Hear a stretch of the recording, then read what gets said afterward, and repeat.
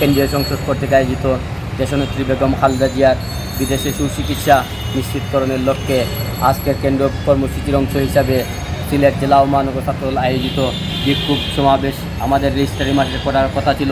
Fascist Awami League সরকার প্রশাসন সহ আমাদেরকে সেখানে বাধা প্রদান করেছে। আমরা আজ এই শহীদ সুলেমান হলে প্রোগ্রাম করেছি, কিন্তু অন্যদিন বাংলাদেশ জাতীয়তাবাদী ছাত্রদল সিলেট জেলা ও মহানগর ছাত্রদল ঐক্যবদ্ধভাবে রাজপথে দেশনেত্রী বেগম খালেদা জিয়ার মুক্তি সংগ্রামে এগিয়ে আসবে।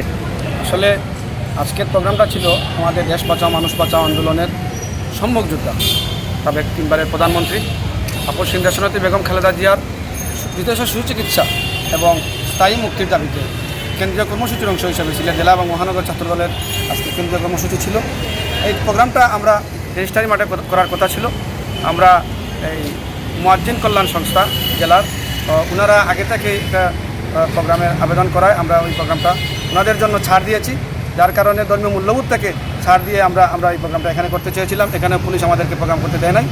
যাই হোক, আমরা আজকে দেয় নাই, আগামীতে আমরা বারবার রাজপথে নামবো একই দাবিতে, যতদিন না পর্যন্ত বেগম খালেদা জিয়ার স্থায়ী মুক্তি এবং বিদেশে সুচিকিৎসা নিশ্চিত হচ্ছে ততদিন পর্যন্ত আমরা রাজপথে থাকবো এবং আমাদের নেতা দেশ নায়ক তারেক রহমানের বিরচিত স্বদেশ প্রত্যাবর্তন ঘটাতে আমরা অতীতের ন্যায় ছাত্রদল সর্বদা রাজপথে নিয়োজিত থাকবো।